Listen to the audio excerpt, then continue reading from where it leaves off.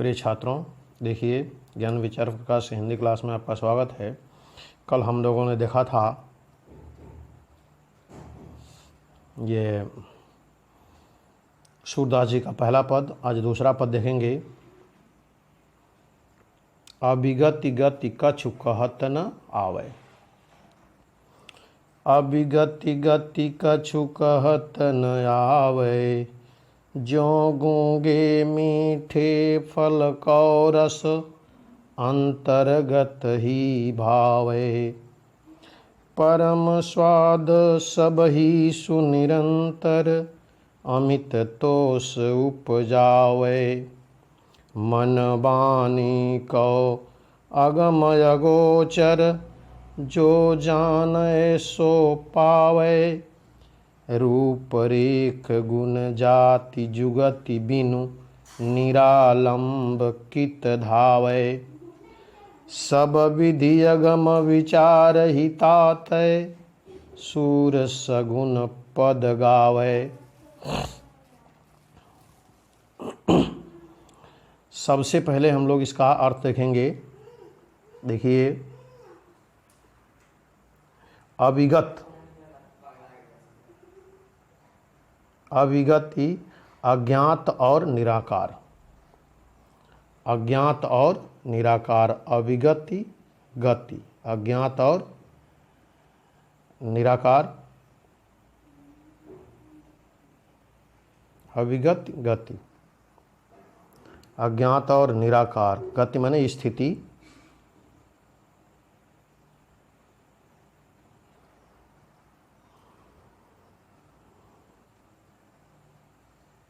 अंतर्गत, अंतर्गत।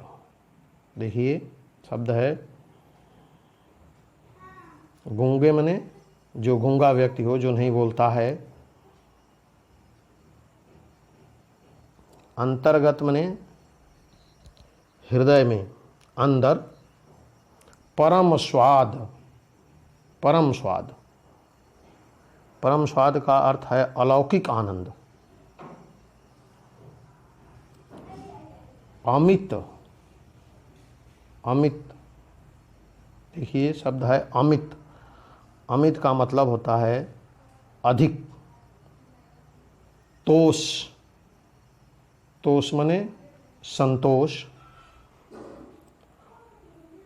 मन वाणी, मन और वाणी, वाणी से मन माने मन और वाणी को जो अगम, अगम माने जहाँ पहुँचना कठिन हो। अगम, अगम माने जहाँ पहुँचना कठिन हो।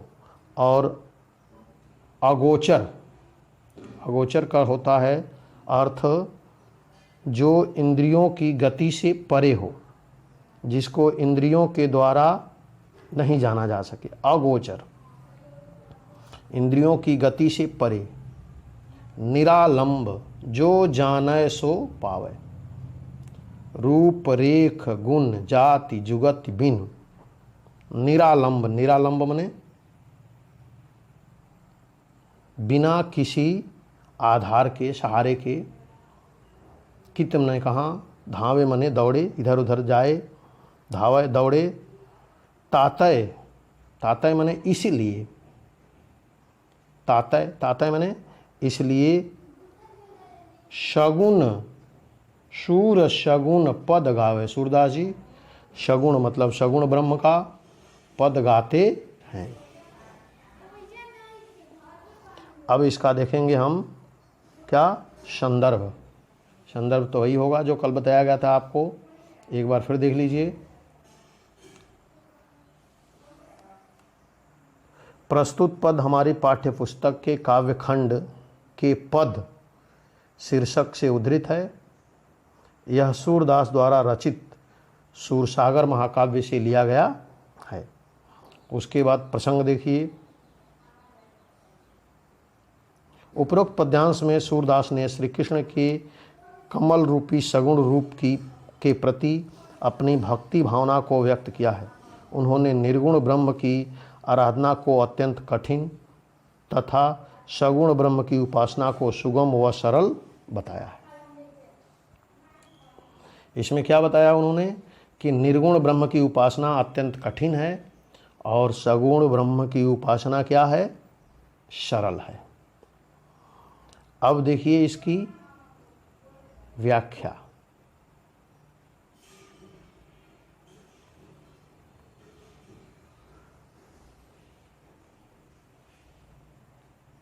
व्याख्या देखिए, सूरदास जी कहते हैं कि निर्गुण ब्रह्म की उपासना करना कठिन है। अविगति गति कछु कहत न आवे, उसके स्वरूप के विषय में कुछ भी कहा नहीं जा सकता। अविगति गति कछु कहत न आवे, वो कहते हैं सूरदास जी कि निर्गुण ब्रह्म की आराधना कठिन है, उसके स्वरूप के विषय में कुछ भी कहा नहीं जा सकता। अविगति गति कछु कहत न आवे, उसके स्वरूप के विषय में कुछ भी कहा नहीं जा सकता।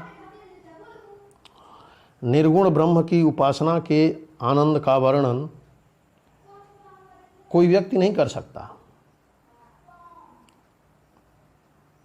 निर्गुण ब्रह्म की उपासना के आनंद का वर्णन कोई व्यक्ति नहीं कर सकता। उसी प्रकार नहीं कर सकता जिस प्रकार ज्यों गूंगे मीठे फल को रस अंतर्गत ही भावे। जिस प्रकार गूंगा व्यक्ति को मीठा फल का स्वाद अपने हृदय में ही अनुभव करता है, जिस प्रकार गूंगा व्यक्ति मीठे फल का स्वाद अपने हृदय में भी ही अनुभव करता है, वह उसका मौखिक वर्णन नहीं कर सकता। उसी प्रकार निर्गुण ब्रह्म की भक्ति के आनंद को केवल अनुभव किया जा सकता है। परम स्वाद सब ही सुनिरंतर अमित तोष उपजावे, उसका वर्णन नहीं किया जा सकता। उसी प्रकार निर्गुण ब्रह्म की भक्ति के आनंद का केवल अनुभव किया जा सकता है। परम स्वाद सब ही सुनिरंतर अमित तोष उपजावे, केवल अनुभव किया जा सकता है, उसे मौखिक रूप से बोलकर प्रकट नहीं किया जा सकता। यद्यपि निर्गुण ब्रह्म की प्राप्ति से निरंतर अत्यधिक आनंद अमित तोष उपजावे, अत्यधिक आनंद प्राप्त होता है और उपासक को उससे असीम संतोष की प्राप्ति होती है। अमित तोष,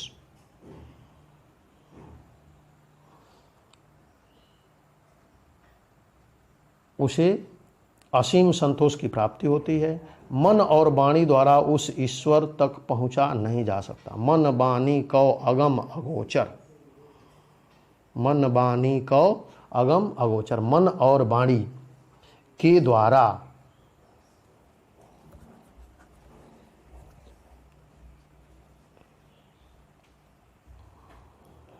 उसे अगम और अगोचर कहा गया है। मन और वाणी के द्वारा ईश्वर तक पहुंचा नहीं जा सकता, जो इंद्रियों से परे है, इसलिए उसे क्या कहा गया है, अगम और अगोचर कहा गया है। मन और वाणी से वह क्या है, अगम है, नहीं जाना जा सकता। उसे जो प्राप्त कर लेता है, जो जाने सो पावे, जो जाने सो पावे, उसे जो प्राप्त कर लेता है वही उसे जानता है। रूप रेख गुण जाति जुगत बिन, उस निर्गुण ईश्वर का न कोई रूप है, न कोई आकृति है, न ही हमें उसके कोई गुण का ज्ञान है जिससे हम उसे प्राप्त कर सकें। बिना किसी आधार के उसे कैसे पाया जा सकता है। निरालंबकित धावे, बिना किसी आधार के उसे कैसे पाया जा सकता है। ऐसी स्थिति में भक्त का मन बिना किसी आधार के यहाँ वहाँ भटकता रहता है, विचलित होता रहता है, क्योंकि निर्गुण ब्रह्म तक पहुँचना असंभव है। इसी कारण सभी प्रकार से विचार करके सब विधि यगम विचारी ही तातय, इसी कारण सभी प्रकार से विचार करके ही सूरदास जी ने सूर सगुण पद गावे। सूरदास जी ने सगुण श्री कृष्ण की लीला के पद का गान अधिक उचित समझा है। अब काव्य सौंदर्य देखिए, भाषा, तो भाषा तो वही है ब्रज भाषा, शैली वही है मुक्तक शैली, गुण प्रसाद, रस भक्ति और शांत रस, भक्ति में शांत रस होता है, छंद गीतात्मक छंद, शब्द शक्ति, लक्षणा। अलंकार में देखिए, अलंकार में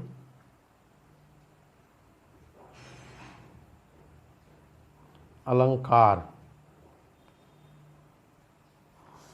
अनुप्रास अलंकार, अगम अगोचर, देखिए अगम अगोचर, इसमें और मन वाणी, मन वाणी में क्रमशः अ और ग तथा नौ वर्ण की पुनरावृत्ति होने से यहाँ क्या सा अलंकार है, अनुप्रास अलंकार। उसके बाद इसमें है दृष्टांत अलंकार, ज्यों गूंगे मीठे फल कौ रस, एक दृष्टांत दिया गया है, जिस प्रकार से उदाहरण देकर के बताया गया है, इसलिए मीठे फल के माध्यम से मानव के हृदय के भाव को प्रकट किया गया है, इसलिए यहाँ क्या है, दृष्टांत अलंकार है। देखिए इसमें जो है एक भाव साम्य है। तुलसीदास जी ने निर्गुण ब्रह्म का वर्णन करते हुए कहा है कि बिन पग चलय सुनय विनु काना, कर विधि कर्म करय विधि नाना, आनन रहित सकल रस भोगी, बिनु पानी बक्तावड़ जोगी। तो इस तरह से यह इसका भाव साम्य है। उसके बाद अब हम लोग देखेंगे ये जो दूसरा इसका पद है,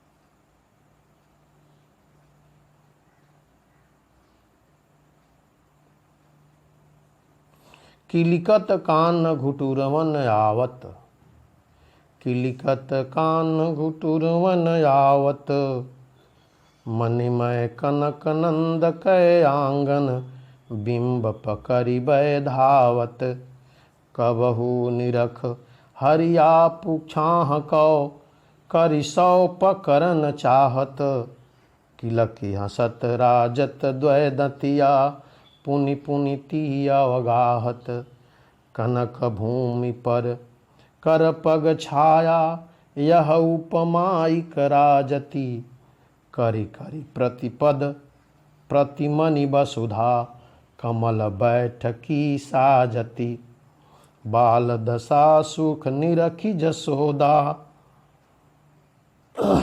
पुनि पुनि नंद बुलावती, आचर तर लय ढाकी सूर कै, प्रभु कौ दूध पियावती। अब हम देखेंगे इसका सबसे पहले शब्दार्थ। शब्दार्थ देखिए, किलकत कान, किलकारी मारते हुए श्री कृष्ण, घुटुरवन आवत, घुटनों के बल, घुटुरवन घुटनों के बल आते हैं, मणिमय मणि से युक्त, मणिमय मणि से युक्त, कनक नंद कै आंगन, कनक मने सोना, तो जो नंद का आंगन है वह मणि और सोने से जड़ा हुआ है। बिंब, बिंब मने परछाई, पकड़िबै पकड़ने के लिए धावत दौड़ रहे हैं, किलकी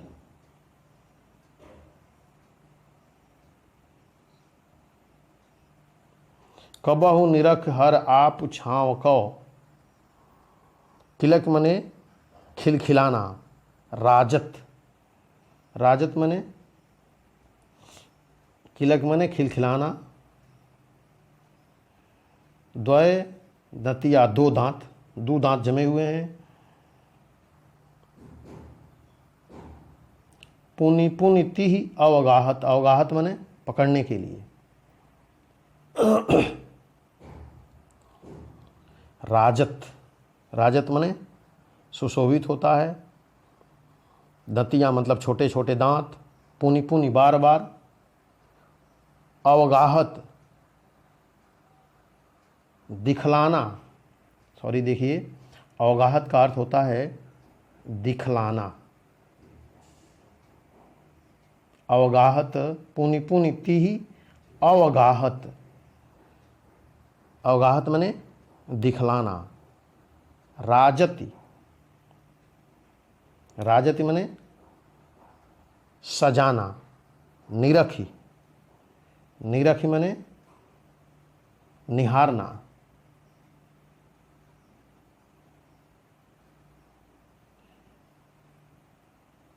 निरखी जसोदा, निरख शब्द है, निरख माने निहारना।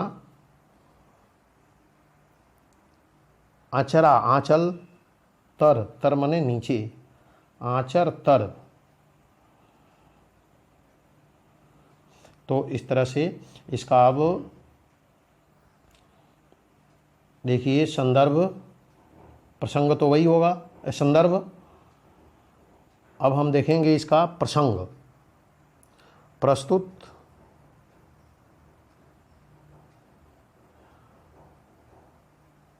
पद्यांश में सूरदास जी ने मणि युक्त आंगन में घुटनों के बल चलते हुए श्री कृष्ण की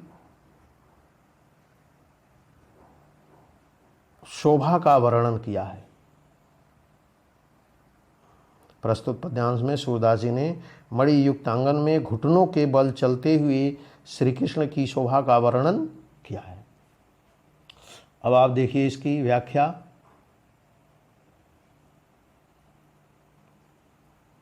व्याख्या देखिए,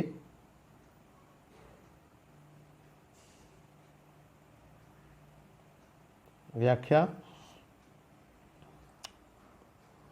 कवि सूरदास जी श्री कृष्ण के बाल मनोवृत्तियों का वर्णन करते हुए कहते हैं कि बालक श्री कृष्ण किलकारी मारते हुए, किलकति कान्ह, किलकारी मारते हुए घुटनों के बल चल रहे हैं। घुटुरुवन आवत, श्री कृष्ण किलकारी मारते हुए घुटनों के बल चल रहे हैं। मणिमय कनक नंद का आंगन, नंद द्वारा बनाए गए मड़ियों से युक्त आंगन में, मणि और सोने से युक्त आंगन में श्री कृष्ण बिंब पकड़िबय धावत, अपनी परछाई को देखकर उसे पकड़ने के लिए दौड़ने लगते हैं।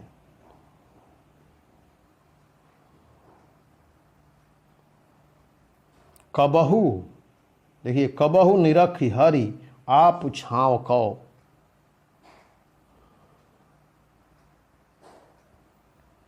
मारते हुए घुटनों के बल चल रहे हैं नंद, उन्हें पकड़ने के लिए दौड़ने लगते हैं।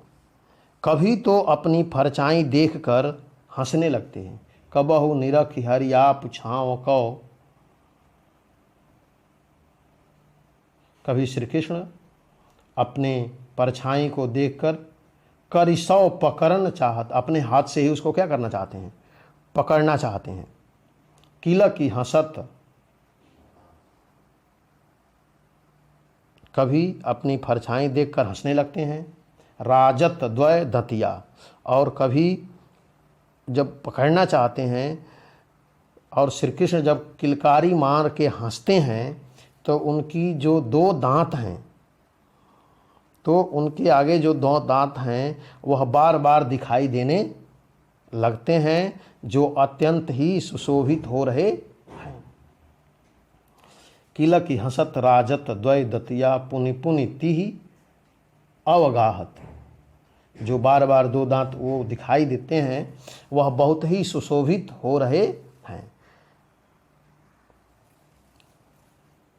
कनक भूमि पर कर पग छाया, श्री कृष्ण के हाथ पैरों की छाया उस पृथ्वी रूपी सोने के भूमि पर, फर्श पर, कनक भूमि पर कर पग छाया यह उपमा इक राजती, फर्श पर उनकी जो पृथ्वी रूपी सोने के फर्श पर ऐसा प्रतीत हो रहा है जैसे मानो करि करि प्रतिपद प्रतिमन वसुधा कमल बैठकी साजती। ऐसा आता है जैसे मानो प्रत्येक मणि में उनके बैठने के लिए पृथ्वी ने कमल का आसन सजा दिया है।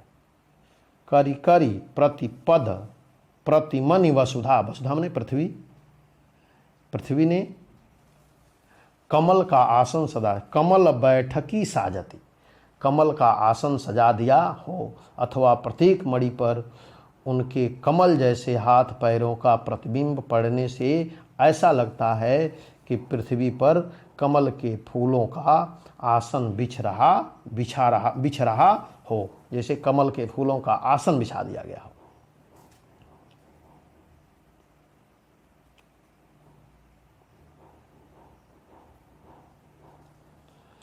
बाल दशा सुख निरखी यशोदा।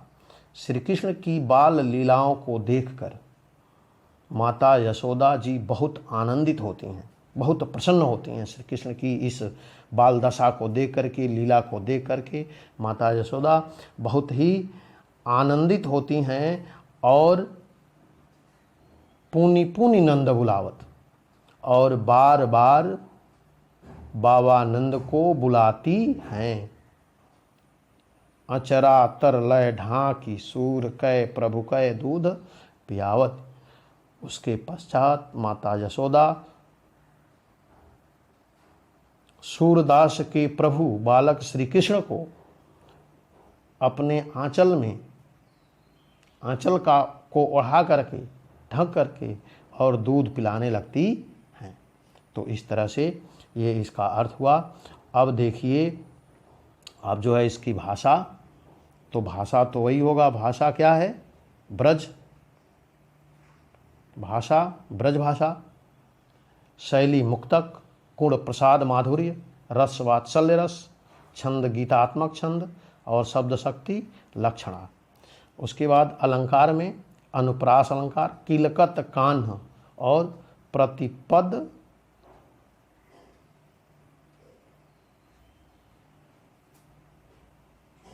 किलकत कान्ह। देखिए, किलकत कान्ह में कौन सा अलंकार है? अनुप्रास अलंकार। और पुनरोक्ति प्रकाश अलंकार, पुनि पुनि, एक ही शब्द की बार बार आवृत्ति हुई है, यह पुनरुक्ति प्रकाश है। उपमा अलंकार देखिए, कनक भूमि, कनक भूमि में उपमा अलंकार है कनक भूमि। ये देखिए, कनक के समान भूमि, उपमा अलंकार। तो इस तरह से आपने देखा अनुप्रास, पुनरुक्ति प्रकाश अलंकार और उपमा अलंकार का इसमें प्रयोग किया गया है। तो ये दो पद आपको आज पढ़ाए गए हैं, दूसरा और तीसरा। इसको आप कॉपी में बढ़िया से तैयार कर लीजिए, फिर हम लोग कल देखेंगे आगे के पद को।